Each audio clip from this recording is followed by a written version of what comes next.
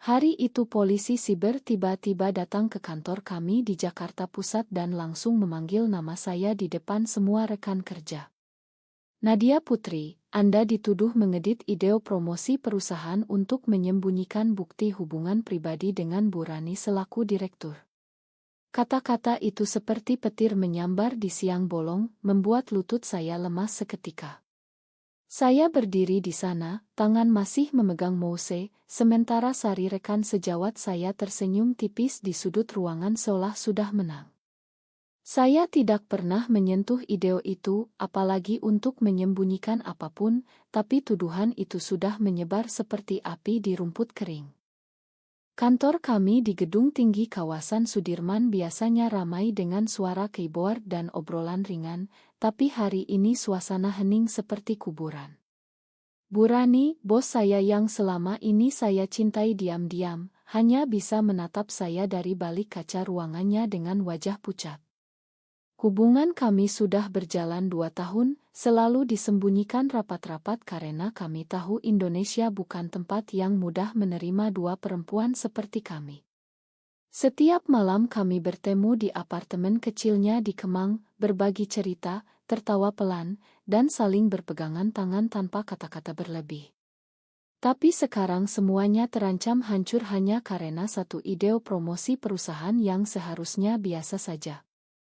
Sari, wanita yang selama ini iri dengan kedekatan saya dengan Bu Rani, mengklaim ada bukti saya mengubah e-sheet acara ulang tahun perusahaan bulan lalu. Di ide asli katanya ada momen kami berdua berpelukan terlalu lama di sudut ruang meeting. Saya tahu itu bohong besar, tapi polisi sudah membawa laptop saya untuk disita. Pulang malam itu saya duduk sendirian di kamar kos sederhana di Tebet, memandang foto keluarga di dinding. Ayah dan ibu di Solo masih menunggu saya pulang akhir pekan ini untuk membicarakan lamaran dari anak tetangga. Bagaimana saya bisa bilang pada mereka bahwa hati saya sudah milik seorang perempuan? Malam itu saya menangis sampai pagi, tahu bahwa satu tuduhan ini bisa merobek seluruh kehidupan yang saya bangun dengan susah payah. Esok harinya di kantor suasana semakin tegang. Bu Rani memanggil saya ke ruangannya secara diam-diam. "Nadia, kita harus tenang," katanya sambil memegang tangan saya di bawah meja. Matanya penuh ketakutan, bukan untuk saya tapi untuk jabatannya sebagai direktur yang baru saja dipromosikan. Kalau ini bocor ke publik, keluargaku di Bandung juga akan hancur. Ayahku masih ketua dan sangat menghormati adat. Saya mengangguk meski hati saya sakit. Kami sepakat untuk tidak mengaku apa-apa dulu sampai polisi siber selesai menyelidiki. Tapi di dalam hati saya sudah merasakan badai besar akan datang. Sore harinya Sari mendekati saya di pantry. "Kamu pikir aku tidak tahu ya, Nad? Semua orang di kantor sudah gosip tentang kamu dan Bu Rani. Aku hanya membantu perusahaan membersihkan nama baik." Senyumnya dingin. Saya ingin membentaknya, tapi lidah saya keluh. Malam itu saya menelepon ibu di Solo. Suara ibu yang lembut bertanya kabar kerjaan dan kapan saya pulang untuk bertemu calon suami.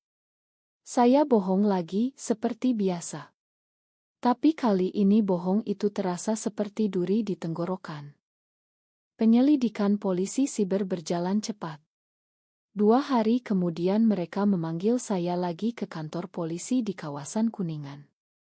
Ruangan kecil dengan pendingin udara yang terlalu dingin membuat saya menggigil. "Kami sudah menganalisis metadata IDEO," kata petugas berpakaian preman itu.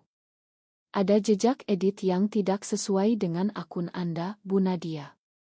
Saya hampir menangis lega, tapi kemudian kata berikutnya menghantam saya. "Tapi tuduhan tetap berdiri karena ada laporan internal dari rekan kerja Anda." Sari memang sudah mempersiapkan semuanya. Di rumah keluarga besar di Solo, ibu menelepon lagi. "Nak, tetangga sudah mulai bertanya kenapa kamu belum menikah di usia 28 tahun. Ayahmu mulai sakit hati." Saya bayangkan wajah ayah yang selalu mengenakan sarung dan peci, yang bangga karena anak gadisnya kerja di Jakarta. Kalau dia tahu yang sebenarnya, mungkin dia akan pingsan. Pulang ke Solo akhir pekan itu terasa seperti berjalan ke tiang gantungan. Di kereta ekonomi malam, saya memikirkan semua kenangan bersama Bu Rani. Pertemuan pertama kami di proyek Ideo Iklan, tatapan yang lama, kemudian kopi malam di kai kecil dekat Monas, sampai akhirnya kami mengakui perasaan di apartemennya saat hujan deras. Cinta kami murni, penuh pengertian, tapi dunia luar selalu menuntut kami untuk bersembunyi. Senin pagi di kantor, Bu Rani memanggil saya dan Sari ke ruang rapat. "Ini sudah keterlaluan," katanya dengan suara tegas tapi tangannya gemetar. Sari mengeluarkan bukti screenshot chat lama yang entah dari mana dia dapatkan. "Saya hanya ingin melindungi perusahaan, Bu. Hubungan seperti ini bisa merusak citra." Bu Rani menatap saya sekilas, matanya penuh permintaan maaf yang tak terucap. Malam itu Bu Rani datang ke kos saya. Kami duduk di lantai, berpegangan tangan. "Aku takut, Nad. Jabatanku, keluargaku, tapi aku juga takut kehilangan kamu." Air mata kami bercampur. Untuk pertama kalinya saya merasa dia ragu. Keesokan harinya polisi siber mengumumkan kemajuan. Mereka menemukan IP address yang berbeda, bukan dari laptop saya. "Ini tampaknya sabotase dari luar," kata mereka. Harapan saya tumbuh, tapi Sari tetap tersenyum. "Di kampung Solo, ibu mengirim Oto calon suami yang katanya pantas untukmu." Oto seorang pria berpakaian rapi, insinyur dari Yogyakarta. Saya hapus Oto itu sambil menangis. Penyelidikan semakin dalam. Polisi siber memanggil Bu Rani secara pribadi. Saya menunggu di luar ruangan dengan hati berdebar. Saat keluar, wajah Bu Rani pucat pasi. "Mereka menemukan nama Maya," bisiknya. "Maya, mantan pacarnya 2 tahun lalu sebelum kami bersama." Maya yang dulu pergi karena Bu Rani takut keluar dari lemari. Rupanya Maya masih menyimpan dendam dan berhasil menyusup ke sistem perusahaan lewat akun lama. Dia yang mengedit Ideo, dia yang memberi tahu Sari untuk melaporkan saya.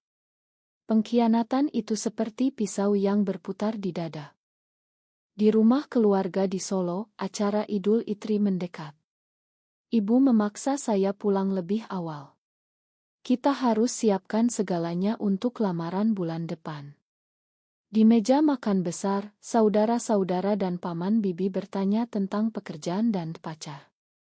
Saya tersenyum kaku sambil memikirkan Bu Rani yang sendirian di Jakarta.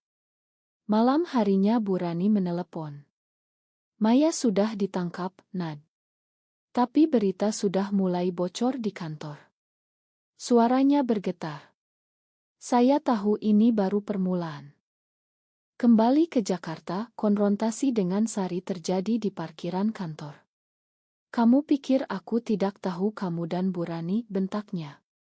"Aku melakukan ini karena perusahaan butuh citra bersih."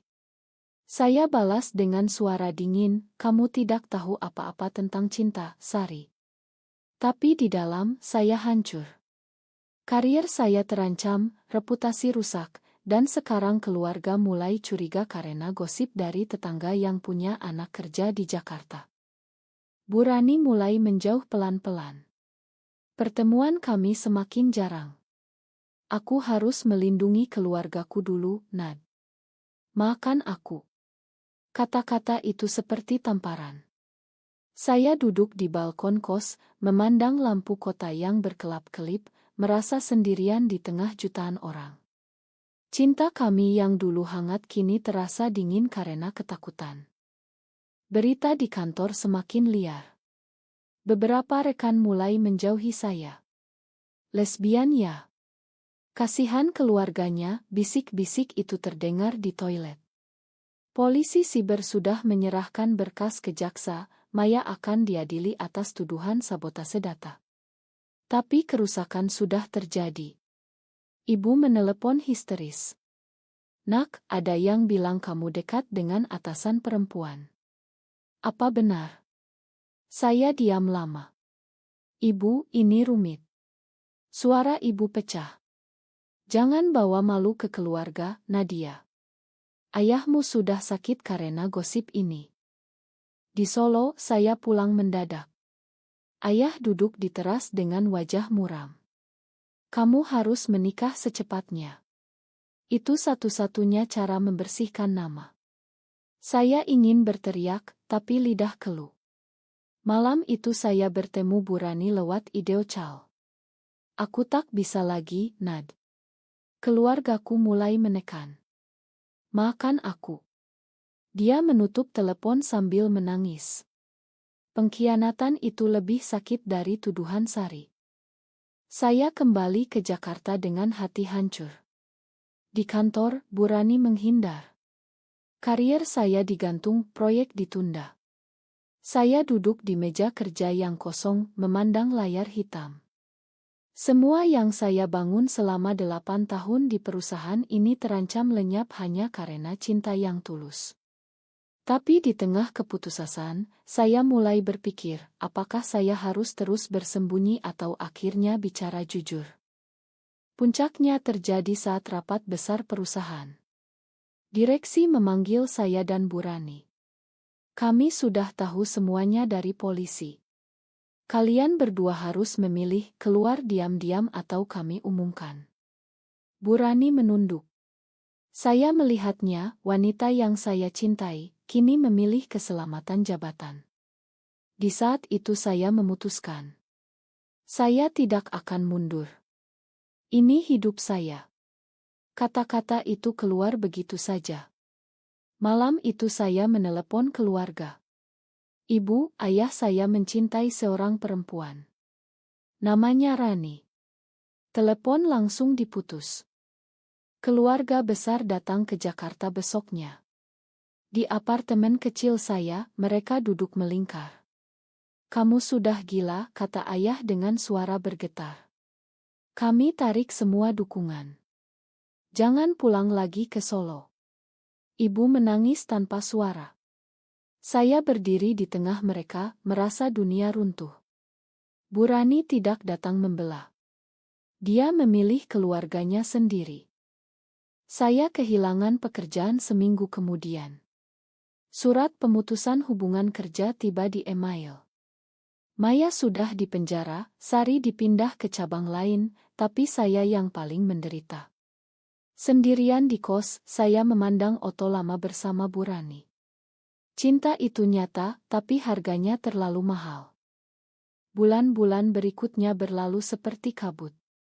Saya pindah ke apartemen lebih kecil di pinggiran Jakarta, bekerja relance dari rumah. Keluarga memblokir nomor saya. Burani sekali dua kali mengirim pesan minta maaf, tapi saya tidak balas.